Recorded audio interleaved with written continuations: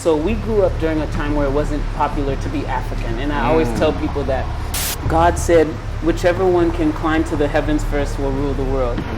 The white man got on each other's shoulders, right? And they were climbing up. Black man got on each other's shoulders, and then one would pull them down. My father was so against it. Nana, why do you want to go to that place? That's what he called it, that place. So they were never slaves. There was a system that enslaved them. So then I said, oh my God, Ghana's purpose is to serve the queen, not to serve the Ghanaian. Growing up, many of us were told that the only path to success was simple: go to school, get a job, and build a house. Over time, however, it has become clear that this isn't the full picture. What I hadn't considered until recently was how the educational system could be shaping and in some ways enslaving our minds. In this video, Nannette, an African-American woman of Ghanaian heritage born in the US, shares powerful insights into how Ghana's educational system can limit potential and what steps can be taken to free these mental chains. I'm confident you'll find her perspective eye-opening and valuable. Before we had all these systems, everybody had to be an entrepreneur. Before we had a school system, they were apprenticed under somebody. They didn't have a school system to teach them how to be a doctor. They found a doctor and they apprenticed under them. My name is Mickey. Keep watching. Nannette, thank you very much. My pleasure. How are you doing? All is well. It's a great day in Kumasi.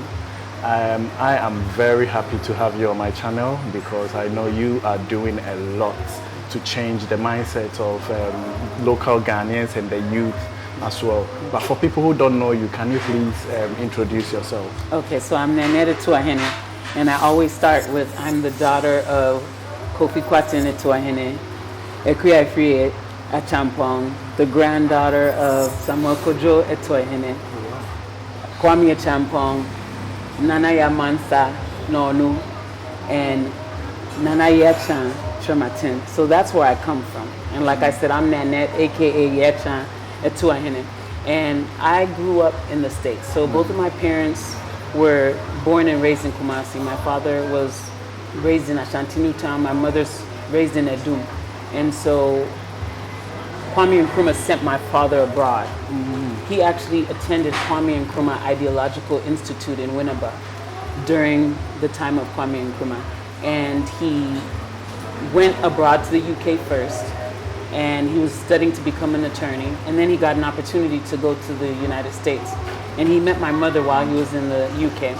And so when he went to the United States, he had to start from scratch because the systems are different, right? Socialism versus capitalism, and just the legal systems are different. So he did that, failed the bar 3 times.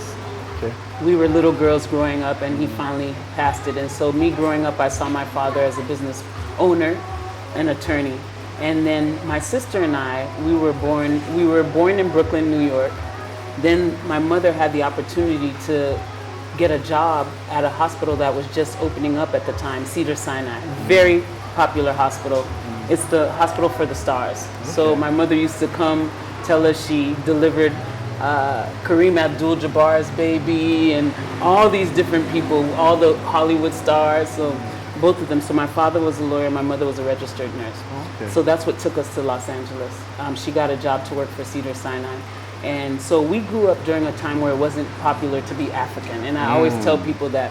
So back in the day, they called it a melting pot. So what you were doing, you were melting into the European way of life. Now they talk about diversity and all this, but back then that wasn't popular. So we were all ashamed to be African. Oh, okay. Yes. When you go to school, they insult you all the time. I remember there was one time, because when we were younger, my parents, I'm the first one, I'm the experiment in the United States, right? So my mother, she did my hair, akuma, the threading of the hair, right? And when I'm leaving the house, my father's telling me how beautiful I am, and I'm leaving with my chest out. Then I go to school and they start calling me Medusa. Wow. So I was the experiment. So I had to go back home, tell my mother, don't do my hair like that again. Even because she grew up so my mother went to Wesley Girls. I told you my father went to Kwame Nkrumah Ideological Institute. So my mother, everything was provided for you in school. So I remember my first day of school, she didn't give me any food, and she was supposed to. Yeah. And so there were so many things I had to teach her as a parent about the new system because she didn't know about it. Yes. So like I said, I was the experiment. And so growing up, they never even exposed us to Ghana at all. The Ghanaians in California were very different. There were only a handful of them. Now there's so many. You have all these different associations for Fantis, for Northerners, for Ashantis.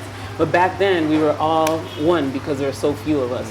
And none of them went back home. No. And they didn't even teach any of us the language. Any of us. Although we had a tight community, none of us learned the language. The best you would have is somebody who understood Tree, right? Yeah. But they didn't speak it. So we really didn't have the desire to go back home. All my peers, even to this day, the ones I grew up with, I mean, maybe one has been like every few years, and the rest have not been.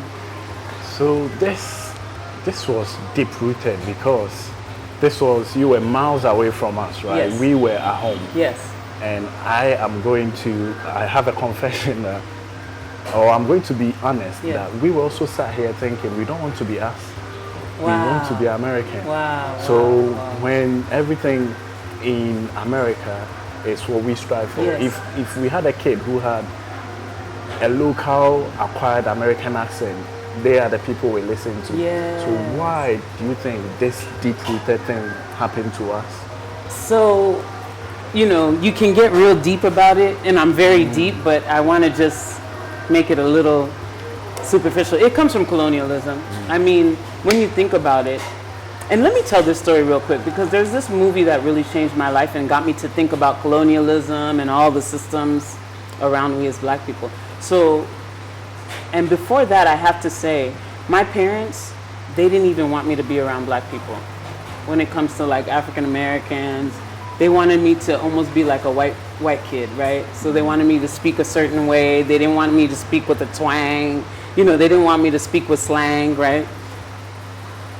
And when I got older in high school, that's when it started to become popular to be African because of music, hip hop. So hip hop music, we had KRS-One, we had Public Enemy, we had X-Clan. These were all groups that were like talking about Africa, proud of Africa. So all of a sudden now we're starting to claim our identity. And then luckily I had an advisor in high school who was very conscious. And he had us start to read books about Pan-Africanism, about consciousness, etc. in high school. And nobody really has that experience. So that really changed my life.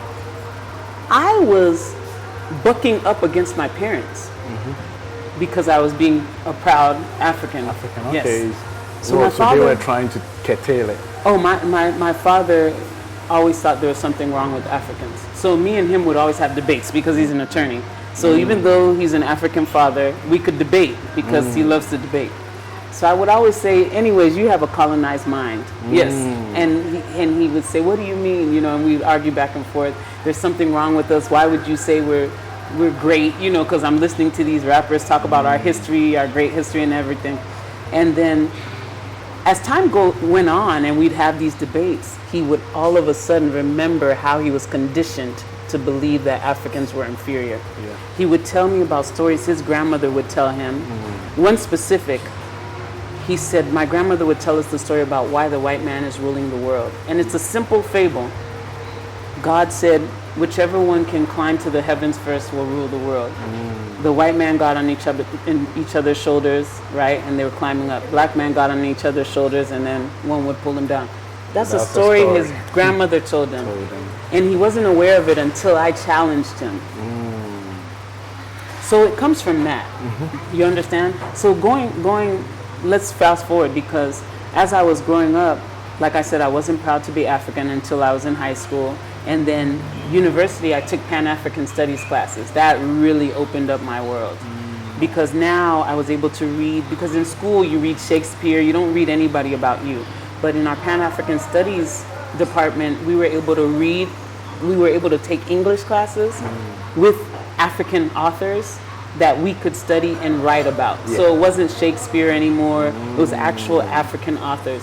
So I took so many Pan-African Studies classes and learned so much around the whole continent. So that really started to shape me as a Pan-Africanist. And my father was interesting. He was a Pan-Africanist, but he still had that conditioning that something was wrong with Africans. And he still felt that white people were superior. So it was weird. Like when he died, he said, you put born an African, died an African. But he still had those conditioned mindsets. He didn't even know where they came from until I started challenging. So I watched a movie in 2016 called Hidden Figures, and it was about the African American women who were very pivotal in launching the first spacecraft into orbit. They were brilliant mathematicians. So as I was watching this movie, I walked out of the theater and I was upset, like I was enraged, thinking, and this is what was running through my mind. Imagine these women so brilliant, and the brilliance came from somewhere. Their parents, their grandparents, and then it hit me. Their grandparents were enslaved with that brilliance. They were brilliant, but they were enslaved. So then it hit me, wow, so even though we talk about slaves in history, they were always brilliant.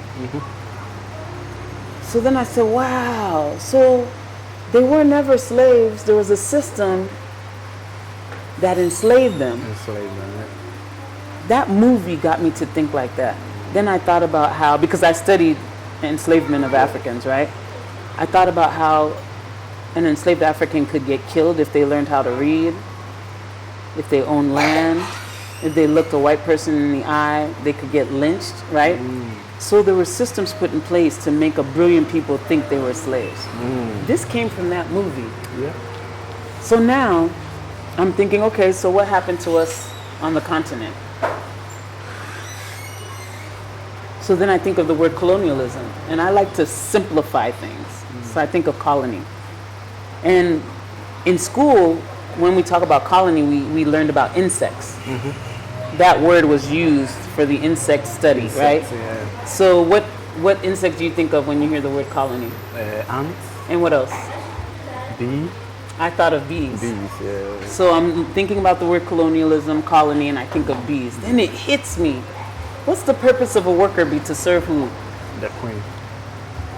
Not to serve themselves. So then I said, oh my God, Ghana's purpose Is to serve the queen, not to serve the Ghanaian. So the resources serve who? The queen. the queen. The educational system to this day serves who? Serve the queen. The queen. master, Now the king. The judicial system with those ugly white wigs serves who? The queen. So when I understood all this, I said, wow, so what does all this mean? What all of this means, and this is my passion, this is why I'm here. What this means is that the way we break down those systems, colonialism, racism, whatever, is to know who we are. When you know who you are, when you know you're amazing no matter what, when you know you're not inferior, like you're brilliant, you're naturally brilliant. When you're born, you're brilliant. If you believe in God, you know God made you as a brilliant being, right? So I told myself, and that changed my life. I said, Nannette, as long as you know you're brilliant, all those isms don't matter. They break down naturally. Racism breaks down, colonialism breaks down, sex, all of that breaks down. All of that breaks down. You don't need the validation. Yes. And you know when a lie is a lie because you know you're amazing no matter what. So whatever they say, you just laugh. I know who I am. I know I'm amazing no matter what. I don't need you to validate me. I don't need you to, I don't need to live up to your expectations. And as black people around the world, we're always living up, and I've traveled the world, and I've seen black people across Colombia, Brazil, Haiti. I've been all over, and we're all in the same place, looking to live up to somebody else's expectations. So when you were talking, you mentioned something about the education. That is like one of the vehicles that they are using for us to serve the queen and the king. And one thing I've realized, let me know if you have the same assertion. One thing I've realized is your dad was very educated. Yes. That is why all of a sudden, oh, I don't like my roots. Yes. And in Ghana, I've realized those who are not formally educated are the ones that stick with their roots, Yes. the culture Yes. that we thought was colloquial. Yes. It's like, no, this is out. Like, you know, we don't deal with it. You have to do things the white person's Yes. way. As soon as you go to university, you want to do things the white person's Not way. even university. My father changed his name from Kofi Kwatin to Ben Lewis Etuahene, right? When he entered school. So it was the beginning of his Yeah. journey in the formal education. So do you think education, how does education play this role of enslaving us? So what I had to do, I've raised 4 children, they're young adults now. So what I had to do, I had to make sure that I already knew the system and what the purpose was, right? So I had to make sure I poured into my children. So I had an extracurricular program for my children. So I made sure my daughters, they didn't straighten their hair. I made sure I spoke to them about how people will make them feel something's wrong with their hair because of the conditioning. I had to teach my daughters this. I had people who would try and straighten my daughter's hair without my permission. So I taught my daughters. So to this day, they don't straighten their hair because I didn't care about what they decided. I just wanted them to know the truth. So I made sure I poured into my children. Every time they would sit at home, they wouldn't be on the computer. I would have books. I would get books from the library. I would check out like 40 books at a time. And I would put them at the fireplace mantle. So on the weekends, and they were all biographies of African and African American people. And so when they were bored, they would have a book to pick up. So, and I was very intentional about conditioning their minds. The videos I got were about African history. They were cartoons for little kids, right? The only things they would watch outside of the videos that I had for them were like PBS like public broadcasting system, where they taught ABCs, and they were sensitive to culture, right? And then the other thing I would do is like any videos that had not people but like animals, so they wouldn't be looking at a little white girl hoping to be like her, right? I would really control the media around my children growing up. So that's what I feel is important, because we already know. I don't discourage people using the education system, but you have to be on purpose as a parent to make sure that your children know who do they some are. corrections. If you just let the system educate them, you're in trouble. Yes. So my father, one thing he did do, because remember I was the experiment, one thing he did do that I love, he wouldn't let anybody insult us. Because you know, as Ashanti, they insult people the drop of a dime, right? Yeah. My father would protect us. So even if my mother would call us stupid, he would say, don't call them that. So that's one thing that he was really on purpose about. Not necessarily culturally, but for our self-esteem. And that was huge, because I got that. So for my children, if I saw anyone mistreating my children or favoring, I would approach them and say, hey, I'm just protecting my child's self-esteem. So I want to make sure you know that this doesn't work, right? So those are the things when you talk about the educational system. I don't look to change the educational system because it's there. What I do look for is I look to make sure that I pour myself into the education of my children. And too many times, Like as you said, when you go to the West, you realize that even though blacks lack representation, they do lack representation. So as a mother or a family bringing up a child, how are you able to differentiate? Like, you know, it's tough. The child doesn't see it happening, that you are fighting the child that something is happening. yes, How are they able to draw the distinction, knowing that like, what my mother is saying is true? Well, you believe your mother do, but when you look around, your medical, your GP is white, your teacher is white, your headmistress is white, everywhere, right? You get it. So I actually put my children in African-centered schools. So they would see everything black. They would see their heroines black. They would study African history. So my children grew up in an African-centered school, which my parents didn't agree with. They didn't. My kids went to historically. Okay, so an African-centered school is a school that makes sure they teach the youth about African history. They make sure they push them beyond the normal curriculum, and they challenge them to be their best. So when you know who you are, when you study African history, because in our schools in Ghana, they don't study African history in the schools, right? They studied African history in the schools. The American system, they don't study African history in the schools, maybe until you get to university. But those African-centered schools taught African history from the beginning. Yes, and they taught them about all the great African heroes, heroines. They had them all over the school, so they saw themselves everywhere. So they grew up like that. So my daughters and even my sons, my sons were a little different because boys are different. I didn't have to talk to them about their hair, right? So the boys, they were nerds. They weren't athletes.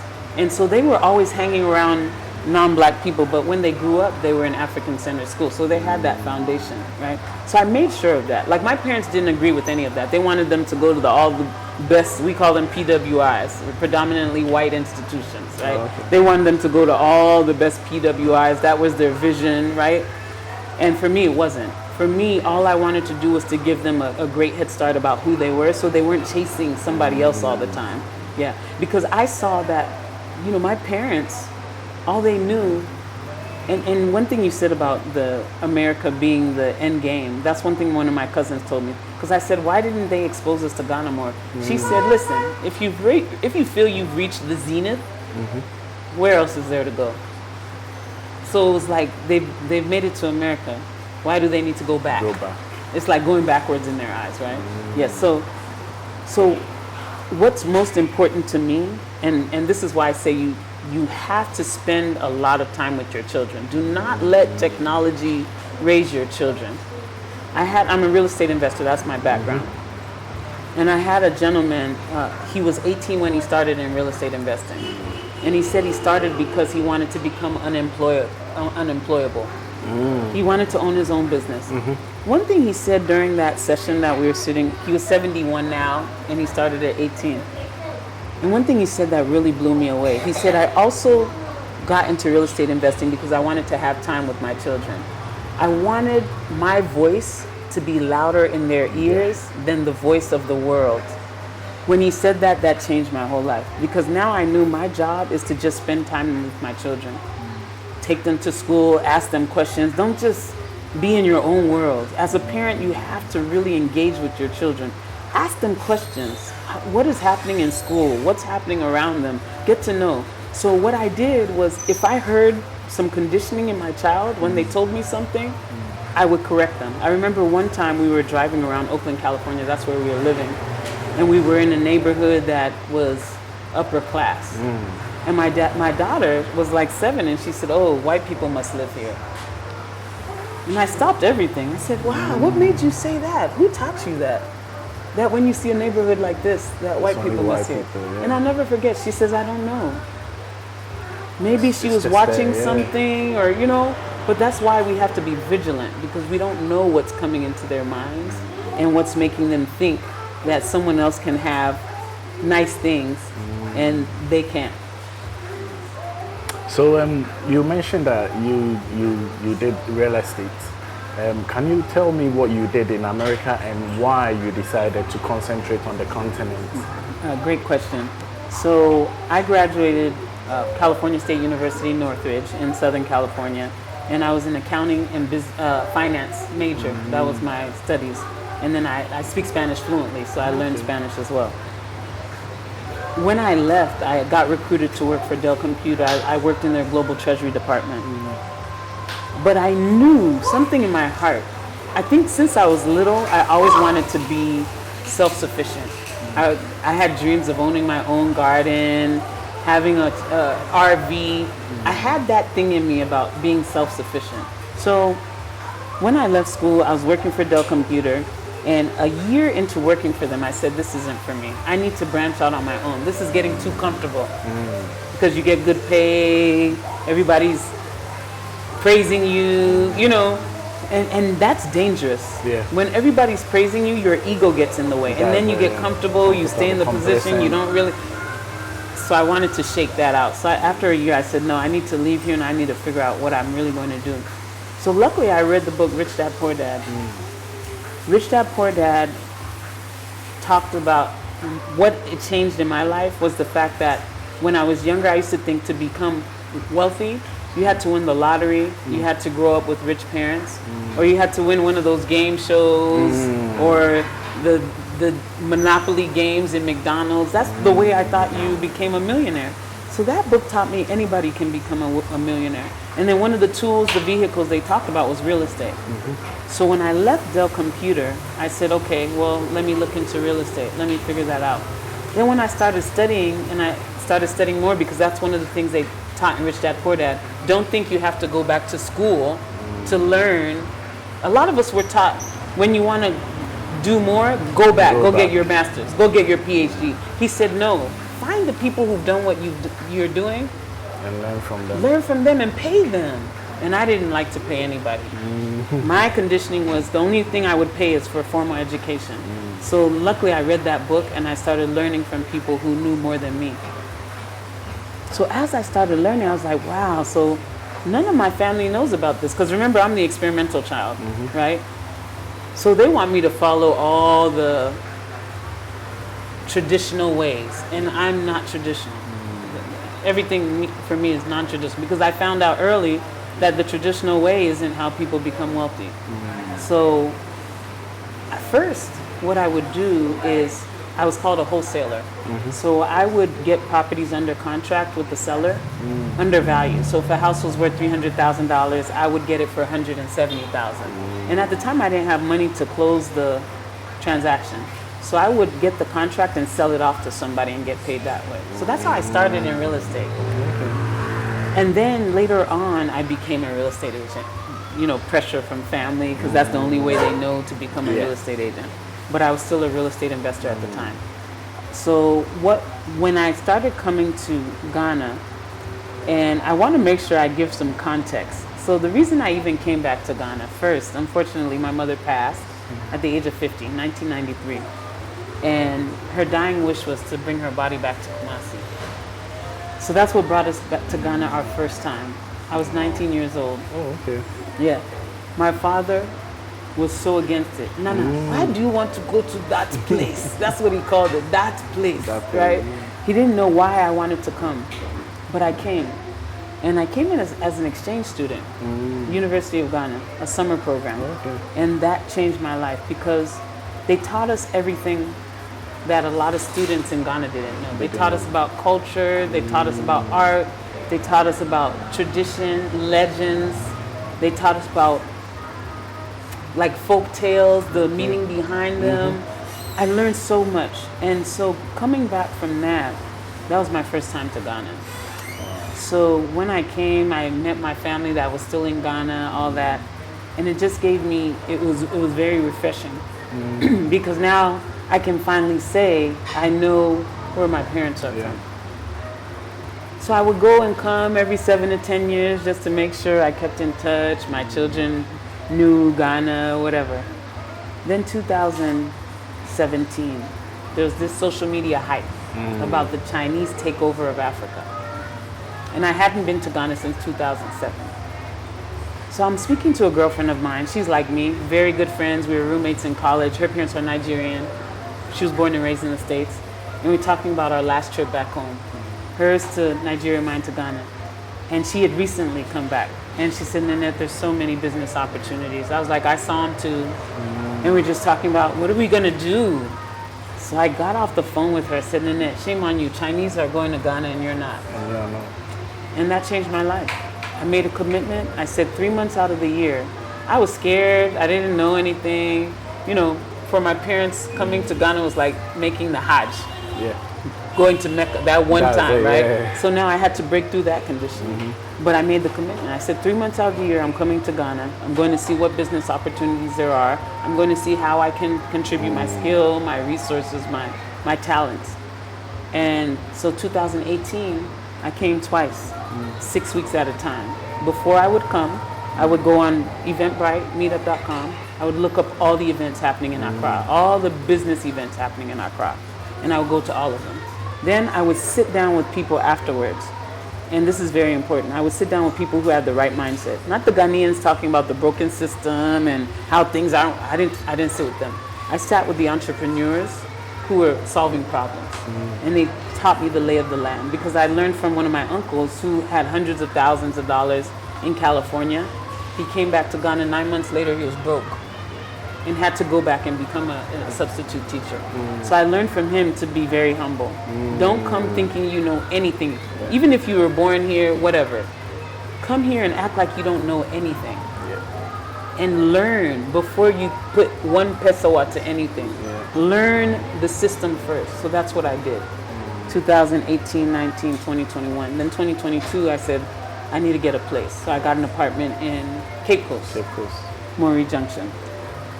So from there, I started into real estate, looking at real estate opportunities. I invested in some plots. I invested in a project in Accra. But I saw the systems are totally different. You have the government land, the stool land, the family land, you know, so there's just more complication. So I said, okay, while I'm figuring that out, because so many people in the States want me to help them get land and all that, I said, I don't want to do anything till I really learn the system. While I'm figuring that out, let me build a consultancy. Because I've been coaching people in real estate as real estate investors. I've been consulting business owners how to grow your business, how to start your business so you can start making money.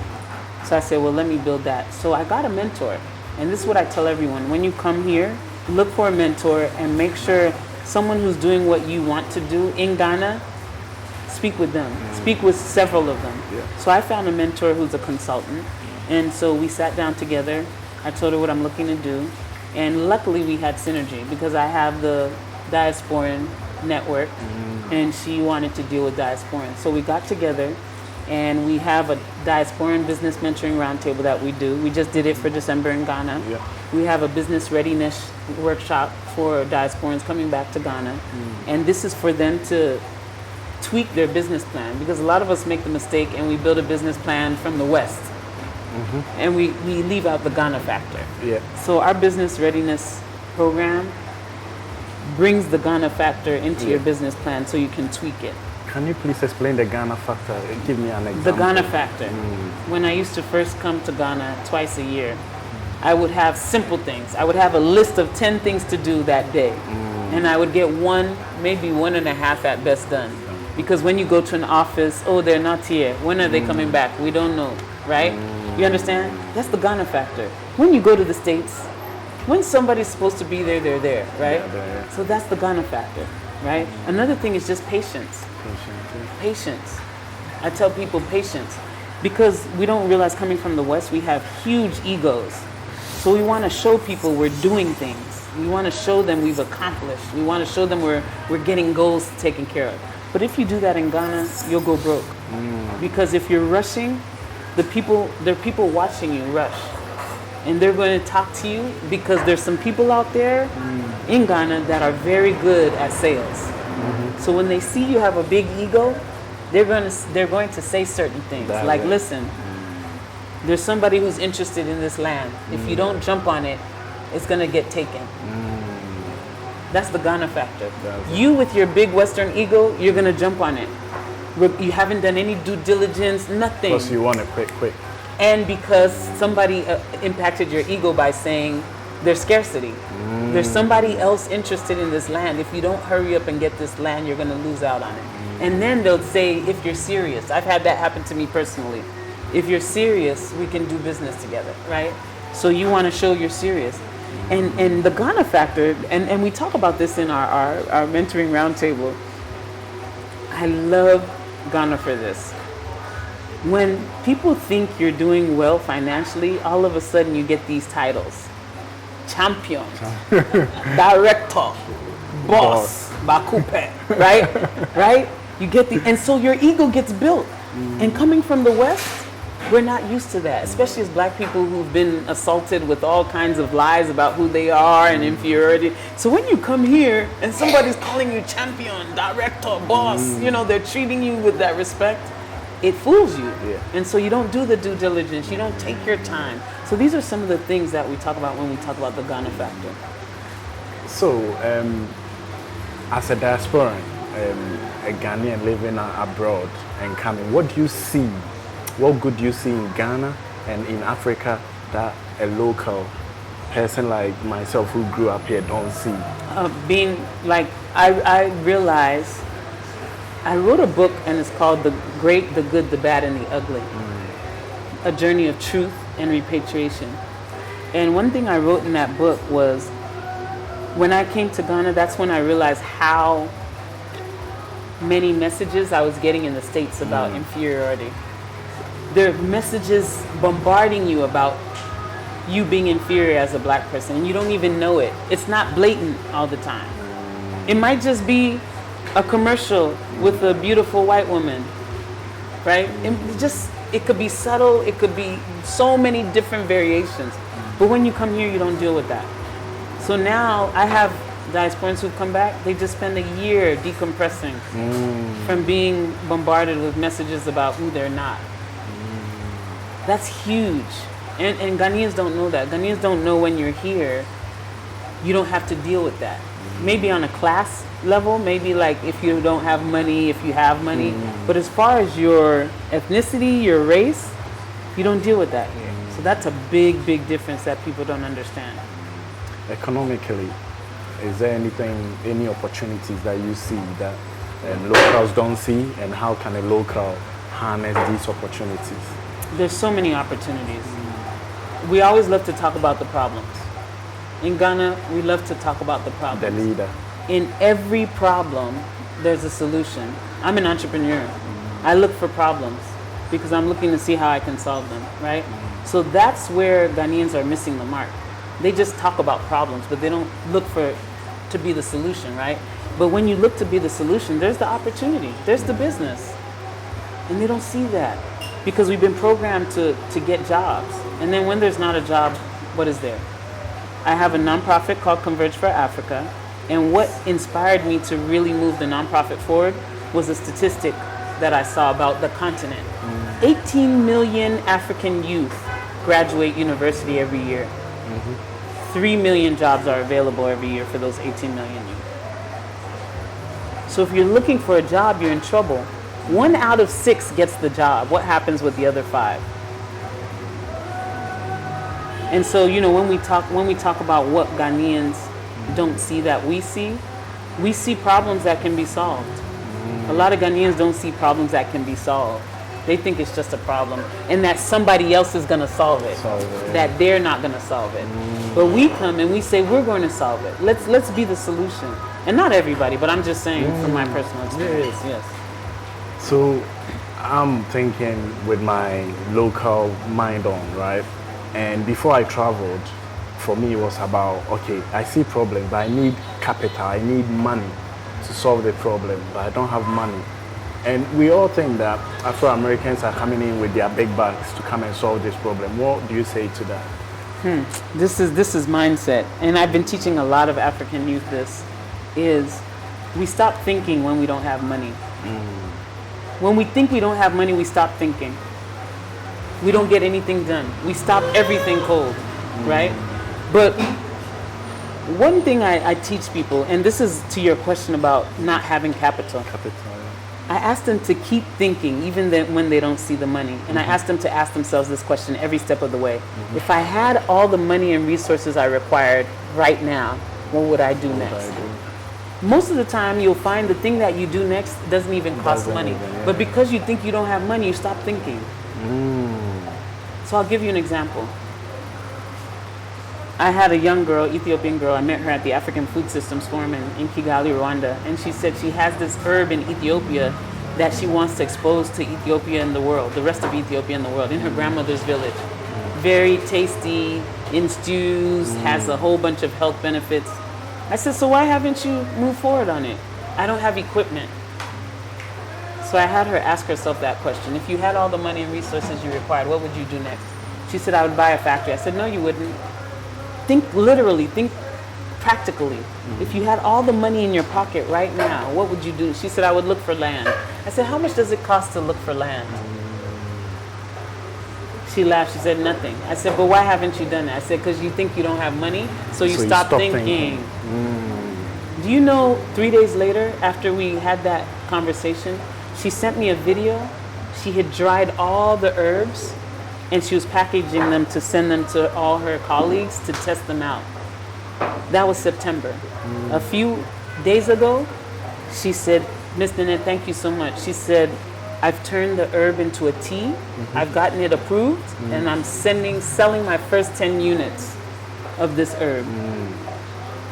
So money is never the problem. The problem is we stop thinking when we not think we having don't the have plan money. at all. Yes.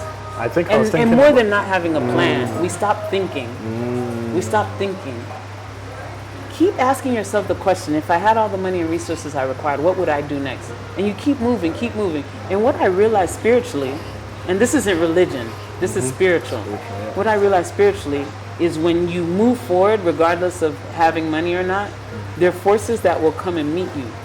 But if you're just sitting there saying, I don't have money, it's almost like you're making money bigger than this spiritual power that you say you believe in. And I challenge a lot of people. I don't care, Christian, Muslim, whatever, Buddhist. You don't really believe in a higher power because you make money bigger than that higher power. So I was thinking about this morning because of that question somebody asked on our platform. And I was thinking, and I think you've answered my question. I was like, you know what, just have the plan and move forward with the plan and things will happen. And I thought it was just in my head. I'm thinking that, but I'm so happy that you've also said that. That's how I run my life. When I'm talking to youth, I say, listen, this isn't in a book. I didn't read this in a book. I said, this is my life experience. This is how I've been able to do so much in my life, is because I follow that. I ask myself all the time, if you had all the money and resources you needed right now, what would you do next? And I keep going. I don't stop. I don't stop. And so many of us stop because we've been conditioned. And another thing is we've been lied to about money. We're reading a book together. The Millionaire Next Door. And that book made me realize we've been lied to so much. I was just watching On the Way from Cape Coast to Kumasi. You know the Kumasi movies, right? I was just watching the movie, and I was watching how they portray rich people going to the grocery store, the supermarket, and you're buying all the big packaged juices and the bread. So kids are seeing this, and this is their idea of what it is to be rich, when that's not true. So we've been bombarded with these lies about what it is to have money, and that's what makes us think that when we don't have it, we can't do anything. We can't do anything. Okay, so I'll be honest with you. If you don't tell me that your parents were from Ghana, I wouldn't think that way. Absolutely. Right? You are as Ghanaian can be. Yes. Do you think you've been accepted as a Ghanaian in Africa? No. And I'm how glad. Does that make you feel? And this is what I would love to write about. This is one thing I'm writing about now, is the three cultures. So I grew up in the U.S. My parents are from Ghana, and then there's that mixture. I'm not accepted by the U.S. I'm not accepted by Ghana, right? You're not necessarily an American because your parents are immigrants. You're not Ghanaian because, especially me, if I'm not speaking Cree, I'm not Ghanaian, right? So that experience is very unique. And so when people see me, they don't think I'm Ghanaian at all. They think I'm Jamaican. When I'm in the supermarket, or Nigerian, one thing I love about Ghanaians, they'll make assumptions without asking you questions. So I hear the women in the marketplace, oh, you're Jamaican, oh, you're Nigerian. I can hear them say it. So they think I'm Nigerian, they think I'm Jamaican, yes. But I tell everybody 100%, even my uncle, he said, you're not even Ashanti. We are Edumni. You're from Edum. Edum. Yes. From the center. Yes. So how does that make you feel? When I was younger, when you're younger, you don't have that self-confidence, right? So when I was younger, I was kind of mad at my parents. Like, why didn't they teach us the culture? Why didn't they do whatever, right? But the older I've gotten, the more you learn about your parents. It wasn't easy for them. They were just trying to survive, and it wasn't popular to be African for them, being African, right? Not having grown up in the States, being in this new place, trying to make a living, right? So they were just trying to protect us. to make sure we could fit in, so we could succeed, right? When I was younger, when I hit teenage and it started becoming popular, that's when I started kind of blaming my parents. Like, why didn't you teach us the language? Why didn't you do this? But the older I get, I realize they had their reasons, and those were their reasons. I can't do anything about them. I'm not mad at them. I don't think they made a mistake, because if I were in their shoes, I probably would have done the same thing for the sake of my children. Yeah, and I think that's really what it was about. You had to be very unique to really teach your children everything about Ghana in the 70s and 80s and 90s. You had to be a unique parent. Like the other Ghanaians around you in California would ask you, why are you doing that? Yeah. You don't want them to have a Ghanaian accent in American school. That was the abnormal then. Absolutely. Yeah. Now it's not. Children learn the language, but Ghanaians in New York are different from Ghanaians in California. Ghanaians in New York taught their kids everything. They even say in New York, they do traditionally things more in New York than they do it in Ghana. So different parts of the U.S. were different because they had so many Ghanaians in New York. How do you feel when you hear somebody like me going like, I would have done better in Ghana, but the leaders are not helping? So we have a group, and anytime people talk about leaders, I really get like riled, because if you're not willing to be a leader, who's going to do it? And this is a problem I have across the continent. It's not just Ghana. If you're not going to do it, who's going to do it? If you're not going to do it, why are you complaining about somebody else not doing it? You're not willing to do it, so there's a reason. So each of us has to be a leader. Each of us has to hold ourselves accountable. Each of us has to, in our little corner of the world, figure out what problem there is around us. Not climate change outside in the U.S., but what's happening here, what problems are happening here that we can solve. And let's solve them. Let's work on solving them. When you talk to me about a leader and you're sitting back comfortably, that's not right. You expect somebody else to be uncomfortable while you're comfortable, and you're not getting anything done. You're not making any progress for the country. So how do we shift mindset of an average African youth? I challenge people. Every single person I talk to, I challenge them. First thing I do is I ask them, what's your vision? Second thing I ask them, why haven't you accomplished your vision? And then they'll start blaming other things. And then I ask them, if you had all the money and resources right now, what would you do next? And they tell me. And most of the time it doesn't cost anything. I say, why haven't you done it? So it's just asking questions. There's a young man who came to me. He said, please, can I sit with you? Can I take you out to lunch? Because I want to know what you know, because I know you know something. So we sat down. He started talking about the system. He started talking about the leaders. I said, don't come to me with that. Don't waste my time with that. What's your vision? You focus on your vision. What's your vision? Don't focus on anything outside. Focus on you. Mind your own business. What's your vision? Now, when you look at your vision, look at what obstacles. And the obstacles aren't outside. What obstacles are keeping you? There's something inside of you that's blocking you from getting that vision. And you need to correct that to get to that vision. Now, there are going to be people out there who say, oh, but you grew up in America. You don't know what it's like, right? There's so many people in America struggling. And this same thing that I shared with you is the same thing that applies there. A lot of Ghanaians don't understand that humans are the same all over the world. They think America is so different from Ghana. But humans are the same everywhere. I tell everybody, do you know there are people complaining about the government in the U.S. just like you're complaining about the government in Ghana, and they say, wow, no. Yes, because humans can complain. Yeah. So when we talk about what needs to shift is minding your own business. Focus on your vision. People get easily distracted. I say your phone, you have the world's mind at your fingertips. What are you using it for? Stupid TikTok videos that don't get you closer to your vision? That you can just talk to people about and act like you're in some kind of in-crowd? Meanwhile, your vision, you can ask a question and get it answered and move yourself forward. But because you're blaming someone else, you won't even use that tool to move yourself forward. So my whole thing is focus on your vision. There's so many things distracting you. Pay attention to those distractions and eliminate them. So I'm a newly graduated individual, Ghanaian, and I'm sitting in front of you saying, Nannette, Ghana is so hard. Oh, I'm going to pay for some connection man to take me to California. What would you tell me? What are you going to do there? That's the question I would ask. What are you going to do there? If you're going to school, that's one thing, right? But you have to figure out, what are you going to do for Ghana? I'm just going to hustle. You're just going to hustle. A lot of people say that. You want to go to America to hustle. Good luck. Ghana, if you don't have a job, at least you have your family. America, if you don't have a job, you're finished. And you see people, I have family members who are struggling in the U.S., but when they come here, they try to act like they're doing well. Yeah. So a lot of lies are being told too. There are a lot of lies being told.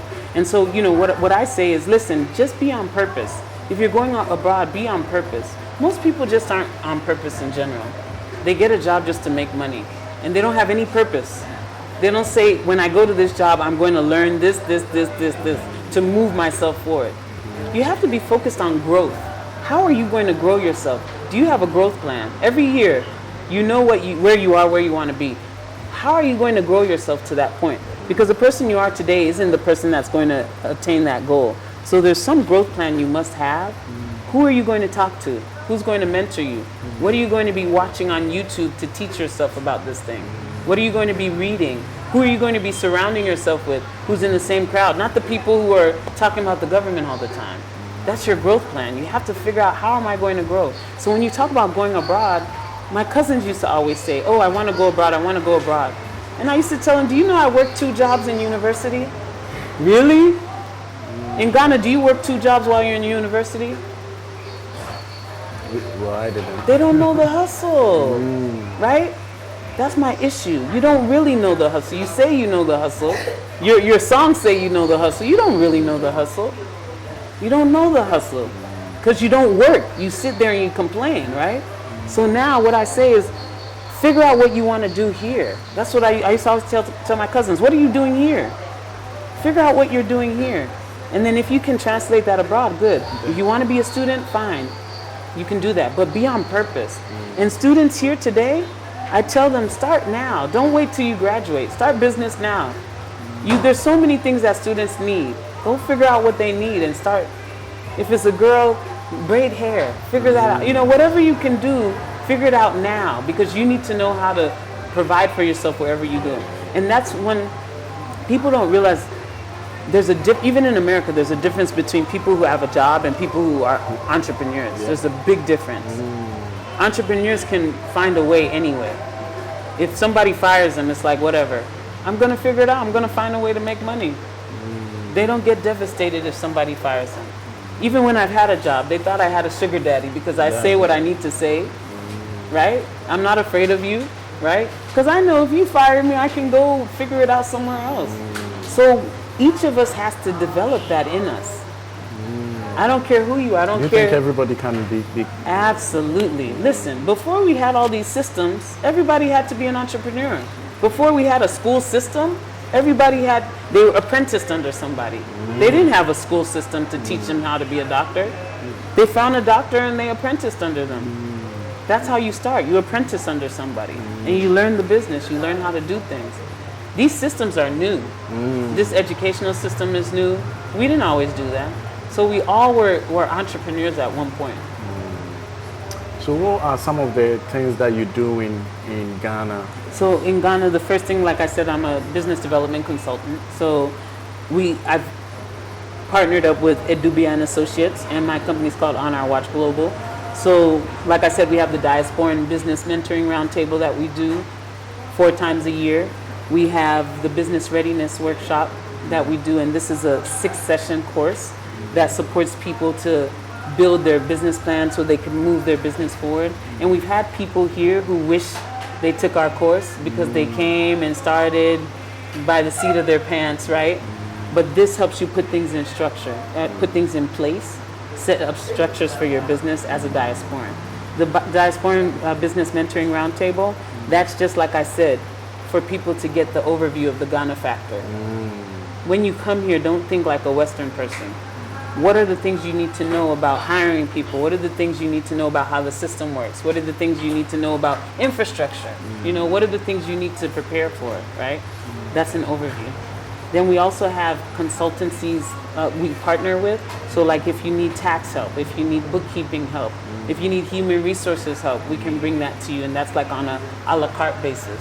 So that's what I do. And then I told you I co-founded a nonprofit called Converge for Africa. The mission is to educate, equip, and empower African youth to become economically self-sufficient.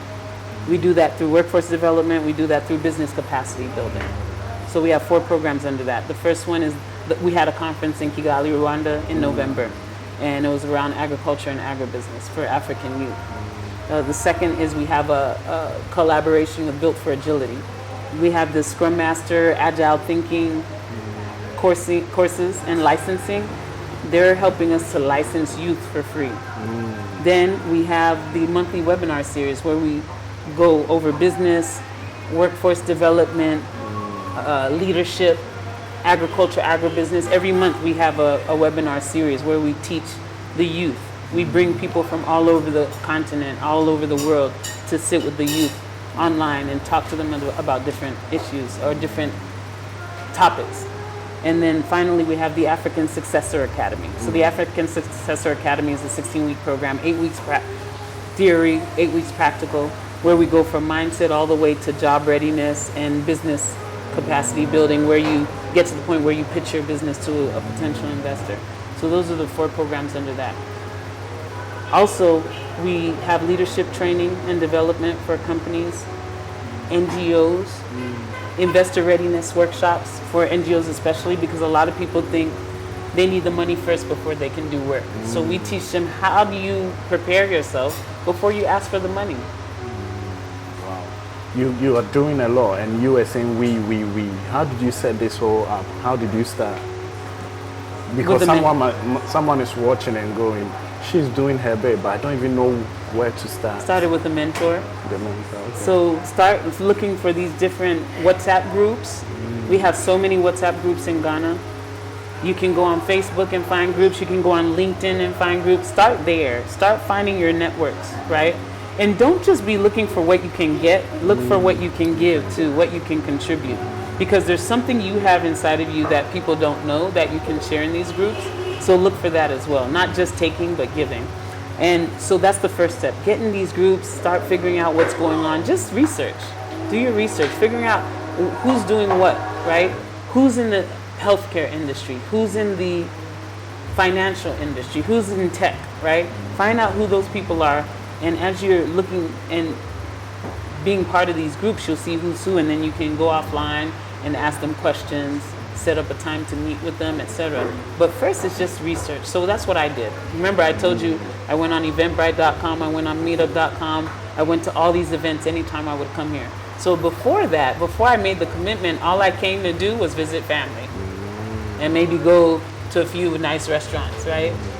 That's what I used to do. But when I got on purpose, I would come and my family would barely see me because I'd be like, listen, I'm coming for business. I'm going to see you while I'm here, but this is business. And so it wasn't just sitting around with family, you know, talking, eating. It was actually getting out there and getting to know people. And it's uncomfortable, but that's what you must do. So that's what I did. That's what I did. So 2 questions and it will be done. So one of them is someone like me. I lived in Ghana, went abroad. I really want to come back, but I'm scared. Please talk to me. Okay. Yeah. So I know that I really want to be here, but I'm just scared because, what if I get sick? What if this happened to my kids? What would you say? So I was scared. I was very scared because I had a real estate business, brokerage business, investing business while I was coming to Ghana. But you must make the commitment. If you really say you want this, you have to show it. Don't just talk. You must make the commitment. You must put money aside. I had to put money aside because the ticket's not cheap. I had to put money aside to come twice a year, right?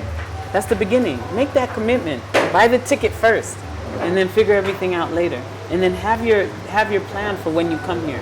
If it's for 1 or 2 weeks, you have to realize, especially if you haven't been in a while, that first week is just getting your body used to the time difference, you know, the food, the water, right?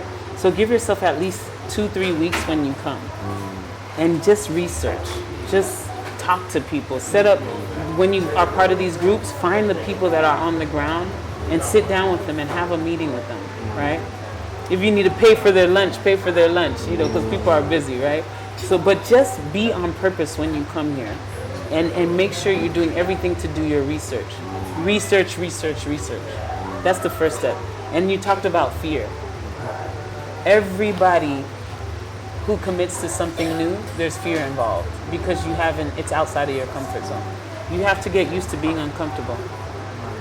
And then why are you thinking about getting sick? Right? Why are you thinking about all these bad things? Why aren't you thinking about the good things? You could also think about the good things. But that's our habit. Our habit is to go to the worst case scenario. Stop that. Imagine what it would look like if everything worked out. Finally, if there's anything you've not said or you've not told an African and a Ghanaian youth living in Ghana, in Africa right now, can you look to the camera and talk to? I just say, do it now. Do it now. Any vision you have in your mind, start working on it now. Don't give yourself excuses. You have online resources, like you have the world's mind at your fingertips. Use it well. Use your time well. Use whatever money you get in. Use it well. Use it well. Don't just waste it on stuff that has nothing to do with your vision. Be on purpose with your life, and you'll see things move.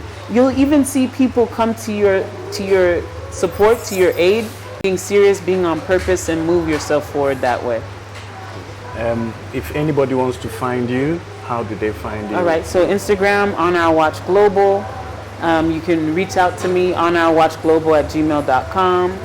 You can also find me on LinkedIn, Nannette Atuahene, Atuahene, Nannette, Nannette. Instagram's the best way. Converge for Africa too, for the nonprofit. Converge, Converge, the number 4, Africa, Africa, on Instagram as well. So those are the ways you can reach out to me, and you just let me know what your vision is, what you're looking to do, what you're working on. I can give you pointers, hold you accountable. I'm a tough cookie. I don't like wasting time, so just be prepared, you know. And I always say, if I tell you something that's going to hurt your feelings, will you die? You won't die. So, you know, just be ready. Just be ready for the journey. It's not for the faint of heart, but on the other side, it's amazing. Nannette, I can go on and on and on and on. Like, I will have a 2-hour conversation with you, and I'll go back home and go like, oh, I wish we spoke about this as well. I think I've taken a lot. It's amazing what you're doing for Africans and in Ghana. And I say, keep on doing it, and the Most High will help you. Absolutely. And the sky is the limit. Yes.